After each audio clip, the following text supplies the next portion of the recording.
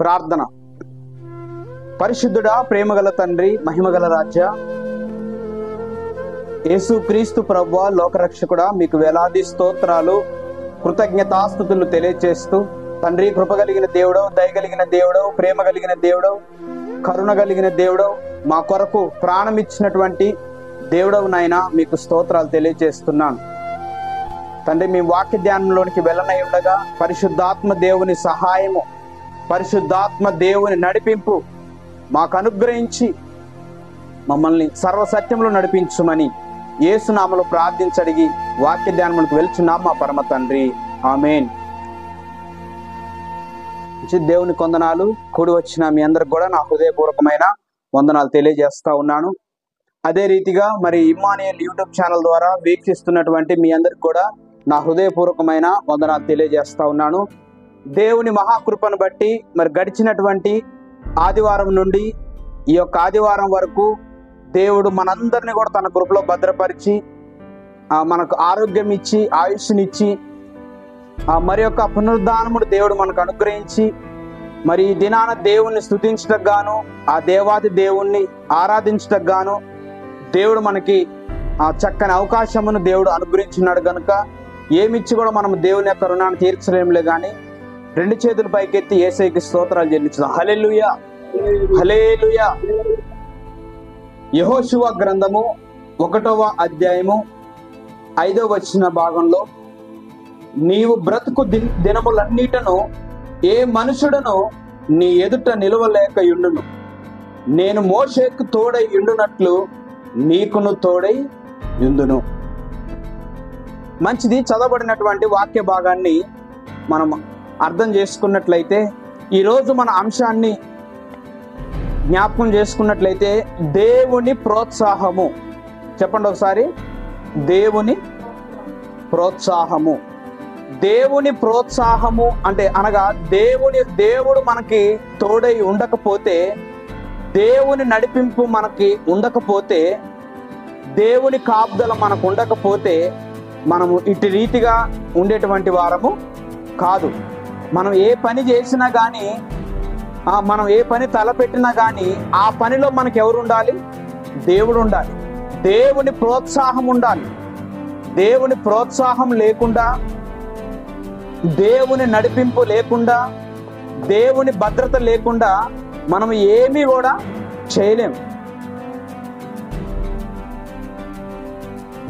మనం ఒక ఇల్లు కట్టాలి అన్నా, ఒక వివాహం జరిగించబడాలి అన్నా, మనం కాపాడబడాలి అన్నా, దేవుని యొక్క కృప, దేవుని యొక్క ప్రోత్సాహము, దేవుని యొక్క కనుదృష్టి మనకు ఖచ్చితంగా ఉండాలి. యెహోవా ఇల్లు కట్టించని ఎడల దాని కట్టువారి ప్రయాసము వ్యర్థము, యెహోవా పట్టణమును కాపాడని ఎడల దాని కావలి కాయువారు మేల్కొని ఉండుట వ్యర్థమేనట.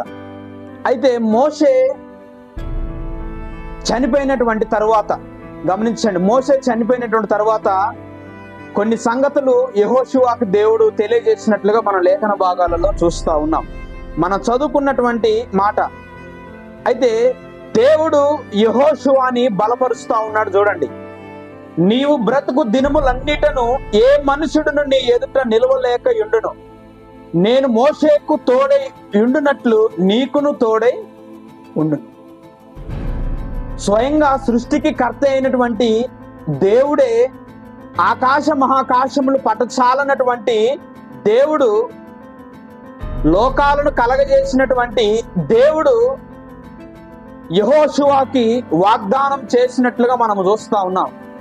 ఏమని తెలియజేస్తా ఉన్నాడు? నేను మోషేకి తోడై ఉండునట్లు నీకును తోడై ఉండును, నేను మోషేకి తోడై ఉండునట్లు మీకు కూడా నేను తోడై ఉందును అని తెలియజేస్తా ఉన్నాడు. అంటే ఏ విషయంలో దేవుడు తోడై ఉంటానని తెలియజేస్తా ఉన్నాడు అని అంటే, ఐగుప్తులో నుండి బయలు వెళ్ళినటువంటి ఆ ఇజ్రాయెల్ ప్రజల్ని పాలు తేనెలు ప్రవహించే దేశానికి నడిపించేందుకు, అనగా ఆ దేవుని ప్రజలను నడిపించేందుకు ఒక నాయకుడిగా దేవుడు యెహోషువకి ఒక అభయాన్ని ఇస్తున్నట్లుగా మనము లేఖన భాగాలలో చూస్తా ఉన్నాం. ప్రియమైన దేవుని బిడ్డలారా, మనం ఇంకా గమనించినప్పుడు మోషే చనిపోయినట్లుగా మనము చూస్తా ఉన్నాం. దేవుడు ఒకరిని ఎన్నుకున్నాడు అనంటే ఒకరు తన వెనుకున్నటువంటి ఒకరి జీవితము ముగించబడి ఉంటేనే, లేకపోతే వారి యొక్క నడిపింపు సరైనటువంటిగా లేకపోతేనే దేవుడు మరి ఒకరిని ఎంచుకుంటాడు. అదే యెహోషువ గ్రంథము 1వ అధ్యాయంలో అక్కడ మోషే చనిపోయినట్లుగా మనము చూస్తా ఉన్నాం. యెహోషువకు ఇలాగూ సెలవిచ్చెను, నా సేవకుడైన మోషే మృతి నొందెను. చూడండి ఒకసారి, యెహోషువ గ్రంథము 1వ అధ్యాయము 1వ వచనంలో యెహోషువ తోటి దేవుడు మాట్లాడుతా ఉన్నాడు. యెహోవాకు మొదటి వచనం చదవండి. యెహోషువకు ఇలాగూ సెలవిచ్చెను, నా సేవకుడైన మోషే మృతి నొందెను. కాబట్టి నీవు లేచి నీవును ఈ జనులందరూ ఈ యోర్దాను నది దాటి నేను ఇజ్రాయేలులకు ఇచ్చుచున్న దేశమునకు వెళ్ళుడి. నేను మోషేతో చెప్పినట్లు మీరు అడుగుపెట్టు ప్రతి స్థలమును మీకు ఇచ్చుచున్నాను. అరణ్యమును ఈ లెబానోను మొదలుకొని మహానది అయిన యూఫ్రటీస్ నది వరకు హిత్తీయుల దేశమంతయు పడమట మహా సముద్రము వరకును మీకు సరిహద్దు. నీవు బ్రతుకు దినములన్నిటను ఏ మనుషుడును నీ ఎదుట నిలవలేక యుండును. నేను మోషేకు తోడై ఉండునట్లు నీకును తోడై ఉండును. నిన్ను విడువను, నిన్ను ఎడబాయను. నిబ్బరము కలిగి ధైర్యముగా నుండుము. వారికిచ్చినది నేను వారి పితరులతో ప్రమాణము చేసిన ఈ దేశమును నిశ్చయముగా నీవు ఈ ప్రజలు స్వాధీనము చేసేదవు. అయితే నీవు నిబ్బరము కలిగి జాగ్రత్త పడి బహు ధైర్యముగా నుండి నా సేవకుడైన మోషే నీకు ఆజ్ఞాపించిన ధర్మశాస్త్రం అంతటి చొప్పున చేయవలెను. నీవు నడుచు ప్రతి మార్గమున చక్కగా ప్రవర్తించినట్లు దాని నుండి కుడికి గాని ఎడమకు గాని తొట్టిల్లకూడదు. దేవుని వాక్యాన్ని వినాలి. దేవుని వాక్యమే మనల్ని బ్రతికిస్తుంది. దేవుని వాక్యమే మనల్ని జీవింపజేస్తుంది. దేవుళ్ళో కూడా నమ్మకత్వం కావాలి. దేవుళ్ళో నమ్మకత్వం కావాలి. నమ్మకత్వం లేకుండా ఏది చేసినా కూడా వ్యర్థమే. అంటే చూడండి, మోషే చనిపోయినటువంటి తరువాత బాధ్యతలు దేవుడు యెహోషువకి అప్పగిస్తా ఉన్నాడు. అంటే దేవుడు యెహోషువకి ఎందుకు అప్పగిస్తా ఉన్నాడు బాధ్యతలు అనంటే, యెహోషువ బాధ్యత కలిగినటువంటి నాయకుడు. ఇతనైతే ఈ ప్రజల్ని నడిపించగలడు అనేటువంటి ఒక సామర్థ్యతోటి దేవుడు అతనికి ఆ పనిని అప్పగిస్తున్నట్లుగా మనం చూస్తా ఉన్నాం. సోమరిపోతులకు అప్పగిస్తాడా? తిండిబోతులకు అప్పగిస్తాడా? తిరుగుబోతులకు అప్పగిస్తాడా? వ్యభిచారులకు అప్పగిస్తాడా? దొంగలకు అప్పగిస్తాడా? ఎవరికి అప్పగిస్తాడు పని? ఎవరైతే బాధ్యతగా ఉంటారో వారికి పని అప్పగిస్తారు. ఇప్పుడు మనం ఎవరికైనా షాప్ దగ్గరికి వెళ్ళినా అని చెప్పినాం అనుకో, మనకు తెలుసు ఎవరైతే పోతారో ఎవరైతే పోరో మనకు తెలుసా తెలియదా అండి? పని చేసేటోడికే పని చెప్తాం తప్ప చేయనోడికి చెప్తామా? చేయనోడికి చెప్తామండి? చేయనోడికి చెప్పం. ఎందుకంటే ఖచ్చితంగా వీడు చేస్తాడు అని అనుకుంటేనే మనం వాళ్ళకి చెప్తాం. కాబట్టి మనకు బాధ్యత అనేటువంటిది చాలా అవసరం. దేవుని పనిలో మన బాధ్యత కలిగినటువంటి వారంగా ఉండాలి. దేవుని సంఘములో మన బాధ్యత కలిగినటువంటి వారముగా ఉండాలి. ప్రియమైన దేవుని బిడ్డలారా, అందుకనే ఆ మాట తెలియజేస్తా ఉన్నాడు. కాబట్టి నీవు లేచి నీవును నీ జనులందరూ ఈ యోర్దాను నది దాటి నేను ఇజ్రాయేలులకు ఇచ్చుచున్న దేశమునకు వెళ్ళుడి. నేను మోషేతో చెప్పినట్లు మీరు అడుగుపెట్టి ప్రతి స్థలమును మీకు ఇచ్చుచున్నాను. ప్రతి స్థలమును నేను మీకు ఇస్తాను అని దేవుడు యెహోషువని బలపరుస్తా ఉన్నాడు. ఈ మాటలన్నీ చెప్పిన తర్వాత ఆయన అంటా ఉన్నాడు కదా, ఈ మాటలన్నీ చెప్పిన తర్వాత అయితే నీవు నిబ్బరము కలిగి జాగ్రత్త పడి బహు ధైర్యముగా నుండి నా సేవకుడైన మోషే నీకు ఆజ్ఞాపించిన ధర్మశాస్త్రం అంతటి చొప్పున చేయవలెను. నీవు నడుచుచున్న ప్రతి మార్గమును చక్కగా ప్రవర్తించినట్లు నీవు దాని నుండి ఆ కుడికి గాని ఎడమకు గాని తొలగకూడదు. ఎవరైనా సరే ఈరోజు మనం చూసుకున్నట్లయితే, దేవుని వాక్యాన్ని గమనించినట్లయితే, యెహోషువ ఒక్కడే కాదు, దేవుని మార్గంలో నడిచే ప్రతి ఒక్కరు కూడా దేవుని వాక్యానికి కుడికి గాని ఎడమకు గాని తిరగకూడదు. దేవుడు మనకి ఏ ఆజ్ఞలైతే దేవుడు మనకి ఇచ్చాడో, దేవుడు ఏ ఆజ్ఞలైతే ఎలా జీవించమని మనకు ఒక గ్రంథాన్ని ఇచ్చాడో అదే ప్రకారంగా మనం జీవించాలి ప్రియమైన దేవుడు బిడ్డలారా. అదే మార్గంలో మనం నడవాలి, వేరొక మార్గంలో మనము నడవకూడదు ప్రియమైన దేవుడు బిడ్డలారా. దేవుడు మనకి ఏ మార్గం అయితే తెలియజేసిండో అదే మార్గంలో మనము వెళ్ళాలి. అయితే ఈరోజు మన అంశాన్ని మనం ఏం ధ్యానించుకుంటా ఉన్నాం? దేవుని యొక్క ప్రోత్సాహము. దేవుని యొక్క ప్రోత్సాహము లేకుండా మనం ఏది కూడా చేయలేం. అయితే మనం కాపాడబడాలి అన్నా కానీ దేవుని యొక్క కృప, మనం దీవించబడాలి అన్న దేవుని యొక్క కృప ప్రియమైన దేవుడి బిడ్డలారా. మనం తప్పించబడాలి అన్న దేవుని యొక్క కృపే. అయితే యెహోషాపాతు అనబడినటువంటి ఒక రాజు ఉన్నాడు. ఈయన యూదా దేశాన్ని పరిపాలిస్తున్నట్లుగా మనము లేఖన భాగాల్లో మనం చూస్తా ఉన్నాం. అయితే ఈ యెహోషాపాతుకి ఒక శ్రమ వచ్చింది, ఆ దేశానికి ఒక శ్రమ వచ్చింది. అయితే ఆ శ్రమ ఏంటి అని అంటే, ఆ యూదా దేశం అంతటా కూడా కొంతమంది శత్రు సైన్యాలు ఆ ప్రాంతాన్ని, ఆ దేశాన్ని చుట్టుముట్టినట్లుగా మనము లేఖన భాగాల్లో చూస్తా ఉన్నాం. 2వ దినవృత్తాంతముల గ్రంథము 20వ అధ్యాయము 1వ వచనంలో, ఇది అయిన తరువాత మొయాబీలను, అమోనీయులను, మొయోనీయులలో కొందరు దండెత్తి యెహోషాపాతు మీదికి వచ్చిరి. దేనికి వచ్చారట? యుద్ధానికి వచ్చారట ప్రియమైన దేవుడి బిడ్డలారా. దేనికి వచ్చారు వీళ్ళు? యుద్ధానికి వచ్చారు. యుద్ధానికి వచ్చినప్పుడు వీళ్ళు, ఈ దేశపు వారు యుద్ధానికి వచ్చినప్పుడు యెహోషాపాతు భయపడ్డాడు. వీరితో యుద్ధమును ఏ రీతిగా చేయాలి, వీరితోటి యుద్ధాన్ని నేను ఎలా గెలవాలి, ఆ యుద్ధాన్ని ఎదుర్కొనే సామర్థ్యత, ఆ యుద్ధాన్ని ఎదుర్కొనేటువంటి ఆ సామర్థ్యత ఈ యొక్క యూదా ప్రజలకి లేదు. అంత సామాగ్రి, అన్ని గుర్రాలు, అన్ని రథాలు, అంత సామాగ్రి వీళ్ళకి లేనప్పుడు వీళ్ళు భయపడతా ఉన్నారు ప్రియమైన దేవుడి బిడ్డలారా. ఈ రాజు కూడా భయపడతా ఉన్నాడు. అయ్యో, నా ప్రజలు నిన్ను ఏ రీతిగా కాపాడుకోవాలి, నా దేశాన్ని నిన్ను ఏ రీతిగా కాపాడుకోవాలి అని ఆ రాజు తపన పడుతున్నట్లుగా మనము చూస్తా ఉన్నాం. ఆ రాజు వేదన చెందుతా ఉన్నట్లు మనం చూస్తా ఉన్నాం. ఆ రాజు కలవరపడుతున్నట్లుగా మనము చూస్తా ఉన్నాం. నా దేశాన్ని నేను ఏ రీతిగా రక్షించుకోవాలి, ఈ శత్రువుల బారిలో నుండి నేను ఏ రీతిగా విడిపించుకోవాలి, వీరిని ఏ రీతిగా నేను ముందుకు నడిపించాలి అని ఆయన ఆ రీతిగా ఆయన హృదయంలో అనుకున్నప్పుడు తాను అనుకున్నాడు కదా, దేవుడైతే మమ్మల్ని రక్షించగలడు, దేవుడైతే ఈ యుద్ధంలో నుండి మమ్మల్ని ముందుకు నడిపించగలడు, దేవుడైతే మమ్మల్ని ఏ రీతిగానైనా ముందుకి తీసుకొని వెళ్ళగలడు అనేటువంటి ఒక ఆలోచన కలిగి ఆ యూదా ప్రజలకు ఒక మాట తెలియజేస్తా ఉన్నాడు. ఆ యూదా ప్రజలందరినీ కూడా ఒక దగ్గరకు పిలిపించి ఆ ప్రజలతోటి తెలియజేస్తా ఉన్నాడు. యూదా ప్రజలారా, యెరూషలేము కాపురస్తులారా, మీరు ఉపవాస దినము సాటించండి, ఉపవాస దినము చేయండి, ఉపవాసాన్ని ప్రతిష్ఠించుకోండి. నేను మందిరంలోనికి వెళ్ళి నేను కూడా ఉపవాసం ఉండి ఈ ప్రజల కొరకు నేను ప్రార్థన చేస్తానని వారికి తెలియజేసి ఈ యెహోషాపాతు దేవుని మందిరంలోనికి వెళ్ళి ప్రార్థన చేస్తా ఉన్నాడు.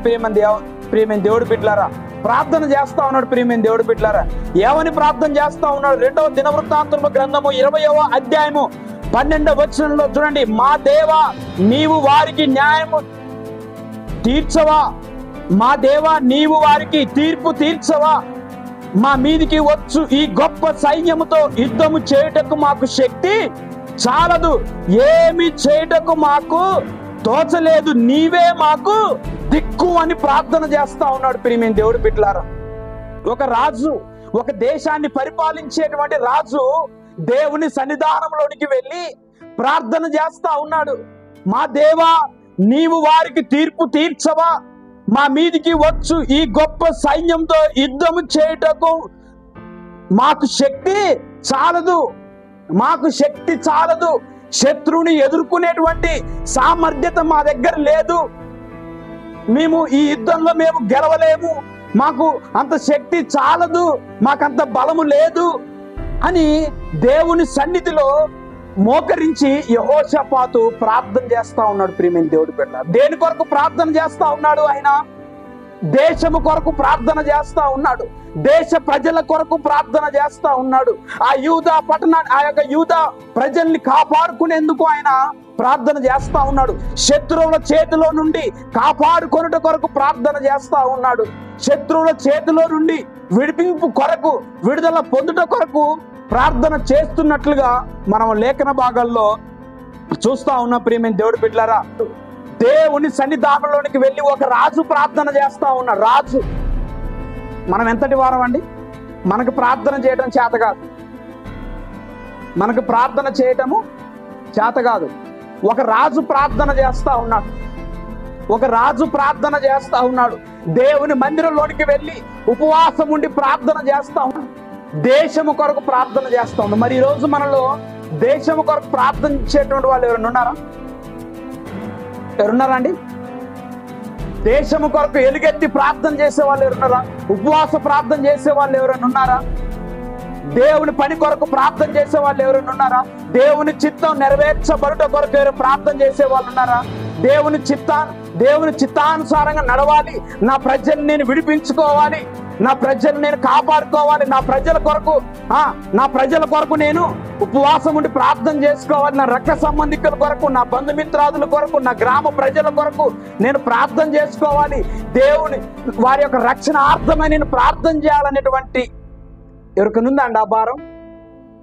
హాయిగా రాజు వెళ్ళిపోవచ్చు, ఆయన ఒక రాజు, ఎట్లనైనా తప్పించుకోవచ్చు, ఏ అండర్గ్రౌండ్ లో కన్నా వెళ్ళిపోవచ్చు కదా. కానీ అట్లా వెళ్ళిపోలే. మొన్న కరోనా వచ్చినప్పుడు కొంతమంది దేశ ప్రధానులు ఏం చేశారంటే వదిలేసి వెళ్ళిపోయారు. మా వల్ల చేత కాదు అని చెప్పేసి వదిలేశారు, వెళ్ళి దాక్కున్నారు. కానీ ఈ రాజు అట్లా చేయట్లేదు. ప్రియమైన దేవుడి బిడ్డలారా, ఇది అయిన తరువాత ఆ మోయాబీలను, అమోనీయులను, మోయాబీలో కొందరు దండెత్తి యెహోషాపాతు మీదికి వచ్చి అన్నట్లు మనం చూస్తా ఉన్నాం. ఆ శత్రు సైన్యం అంతా కూడా చుట్టుముట్టినప్పుడు ఉపవాస దినాన్ని చాటించి, నేను ఒక్కనే కాదు మీరు కూడా ఉపవాసము చెయ్యాలి అని చెప్పేసి వారికి కూడా ఉపవాస దినాన్ని చాటింపజేసి, ఈ యెహోషాపాతు కూడా దేవుని మందిరంలోనికి వెళ్ళి, దేవుని సన్నిధానంలోనికి వెళ్ళి ఉపవాస ప్రార్థన చేస్తూ అంటా ఉన్నాడు కదా, మా దేవా నీవు వారికి తీర్పు తీర్చవా, మా మీదికి వచ్చు ఈ గొప్ప సైన్యంతో యుద్ధము చేయుటకు మాకు శక్తి చాలదు, నీవే మాకు దిక్కు, నీవే మాకు దిక్కు. ఎవరండి దిక్కు మనకి? దేవుడే మనకు దిక్కు, దేవుడే మనకు దిక్కు. మనం ఏమీ చేయలేం. ఇప్పుడు డాక్టర్ దగ్గరికి వెళ్తాం, డాక్టర్ దగ్గరికి వెళ్ళిన తర్వాత మన ఆరోగ్య పరిస్థితులు అన్నీ చూసి నేను చేయాల్సిన కాడికైతే నేను చేస్తా, నేను చేయాల్సిన కాడికైతే నేను చేస్తా. ఆ తర్వాత దేవుడే మీకు దిక్కు. ఎప్పుడైతే యెహోషాపాతు దేవుని మందిరంలో ప్రార్థన చేస్తూ ఉన్నాడు, ఎప్పుడైతే యెహోషాపాతు దేవుని మందిరంలో విజ్ఞాపన చేస్తూ ఉన్నాడు, ఎప్పుడైతే యెహోషాపాతు మోకరించి ప్రార్థన దేవుని అడుగుతున్నాడు, లేవి గోత్రానికి సంబంధించినటువంటి ఒక వ్యక్తి, యెహజీయేలు అనబడినటువంటి ఒక వ్యక్తి ఆ దేవుని మందిరంలోనికి వచ్చి ఇట్టి రీతిగా తెలియజేస్తా ఉన్నాడు. 2వ దినవృత్తాంతంలో గ్రంథము 20వ అధ్యాయము 15 వచ్చిన భాగంలో తెలియజేస్తా ఉన్నాడు, యూదా వారులారా, యెరూషలేము కాపురస్తులారా, యెహోషాపాతు రాజా, మీరందరినూ ఆలకించుడి. యెహోవా సెలవిచ్చినది ఏమనగా, ఈ గొప్ప సైన్యమునకు మీరు భయపడకుడి, జడియకుడి, ఈ యుద్ధము మీరు కాదు, దేవుడే జరిగించును. హల్లెలూయా. ఎవరండి యుద్ధాన్ని జరిగించేది? దేవుడే యుద్ధాన్ని జరిగించేది. అందుకే నేను తెలియజేస్తా ఉన్నా, దేవుడే మనల్ని కాపాడేది. ఒక పట్టణము కాపాడబడాలి అన్నా, మన పిల్లలు కాపాడబడాలి అన్నా, మనం ఒక ఇల్లు కట్టుకోవాలి అన్నా, దేవుని యొక్క కాపుదల, దేవుని యొక్క సన్నిధి ఉండాలి. ప్రియమైన దేవుడి బిడ్డలారా, అందుకనే 127 కీర్తన ఆయన అంటా ఉన్నాడు, యెహోవా ఇల్లు కట్టించిన ఎడల దాని కట్టువారి ప్రయాసము వ్యర్థము, యెహోవా పట్టణమును కాపాడని ఎడల ఆ కావలి కాయవారు మేల్కొని ఉండుట వ్యర్థమే. ప్రియమైన దేవుడి బిడ్డ, అందుకనే దేవుడు కాపాడాలి. మనిషి ఎంతగానో కాపాడగలడు, మనిషి ఎంతసేపు కాపాడుకోగలడు. మనం ఖమ్మం వెళ్తా ఉంటే ముందు చూసుకుంటూ పోతా ఉన్నా, వెనక నుంచి వచ్చి బండి తగిలిచ్చింది, వెనక నుంచి వచ్చి బండి తగిలిచ్చిండు. వెనక పాప ఉంది, కాపాడుకోవాల్సిన కాడికి నేను కాపాడుకోవాల్సిన కాడికి నేను కాపాడుకొని నా దారి నేను వెళ్తా ఉన్నా. అయినా కానీ వెనక నుండి వచ్చి తగిలిచ్చినట్లుగా మనం చూస్తా ఉన్నాం. అంటే ఎవరు కాపాడాలి? దేవుడు కాపాడాలి. దేవుడు కాపాడకపోతే, దేవుడు సంరక్షించకపోతే, దేవుడు పోషించకపోతే, దేవుడు అభివృద్ధి చేయకపోతే మనం ఇట్టి రీతిగా ఉండేటువంటి వాళ్ళము కాదు. మనం బ్రతుకుతున్నాము అంటే దేవుని కాపుదల, మనం జీవిస్తున్నాము అంటే దేవుని కాపుదల, మనం పోషింపబడుతున్నాము అంటే దేవుని కాపుదల, మనం బ్రతుకుతున్నాము, మనం ఇంకా ఈరోజు సజీవులుగా ఉండి దేవుని యొక్క సన్నిధానంలో మనం సజీవంగా ఉండి దేవుణ్ణి ఆరాధిస్తున్నాము అంటే, దేవుణ్ణి గణపరుస్తున్నాము అంటే, దేవుణ్ణి పూజిస్తూ ఉన్నాము అంటే ఇదేదో మన శక్తి చేత కాదు, మన బలము చేత కాదు, మన సామర్థ్యం చేత అసలే కాదు. దేవుని కాపుదల. ఏదైనా దేవుని ప్రోత్సాహం ఉండాల. దేవుని ప్రోత్సాహం లేకపోతే మనం ఏది కూడా చేయలేము. యెహోషాపాతుకి ఎవరు తోడై ఉన్నారు? యెహోషాపాతుకి దేవుడు తోడై ఉన్నాడు కనుకనే ఆయన ఆ యుద్ధంలో జయాన్ని పొందుకున్నట్లుగా మనం లేఖన భాగంలో చూస్తా ఉన్నాం.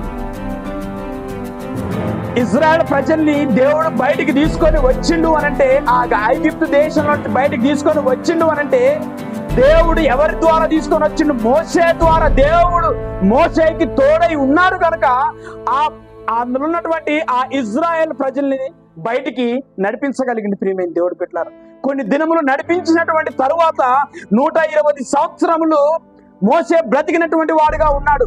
ఆ తర్వాత తాను మరణించినటువంటి తర్వాత ఈ బాధ్యతలన్నీ కూడా యెహోషువ గ్రంథము 1వ అధ్యాయం 1వ వచనంలో ఈ బాధ్యతలన్నీ కూడా, ఆ ప్రజలు నడిపించే బాధ్యత అంతా కూడా ఎవరి మీద పెడతా ఉన్నాడు? యెహోషువకి భారాన్ని అప్పగిస్తా ఉన్నాడు. ప్రియమైన దేవుడు, ప్రార్థన చేసుకుందాం. పరిశుద్ధుడా, ప్రేమగల తండ్రి, మహిమగల రాజా, యేసుక్రీస్తు ప్రభు లోకరక్షకుడా, నీకు స్తుతులు స్తోత్రాలు తెలియజేస్తా ఉన్నాను. నాయన, ఎక్కడికి 2-3 నా నామములో ఏకీభవించారు వారి మధ్యలో ఉంటానని వాగ్దానం చేసినటువంటి దేవుడవు నాయన, మీకు వందనాలు అయ్యా. ఈరోజు ఎంతమంది అయితే నాయన అయ్యా ఈ వాక్యాన్ని విని అయా సత్యమును గ్రహించి అయా ఎంతమంది అయితే నీ మీద ఆధారపడాలని యెహోషాపాతు వలె నాయన, అయా తండ్రి నాయన, యెహోషువ వలె ఒక నమ్మకమైనటువంటి వ్యక్తులుగా, అయా నమ్మకమైనటువంటి వారముగా అయా నీ మీద మా జీవితాలు ఆధారం చేసుకోవాలని ఎంతమంది తీర్మానం చేసుకున్నారు, వారందరినీ కూడా మీరు దీవించుమని, ఆశీర్వదించి, బలపరిచి, తృప్తిపరిచి ముందుకు నడిపించుమని, కూడి వచ్చిన బిడ్డలందరినీ కూడా మీరు దీవించి ఆశీర్వదించుమని యేసు నామములో ప్రార్థించాడు. కృతజ్ఞతలు చెల్లించి వేడుకొనుచున్నాము మా పరమ తండ్రి. ఆమేన్.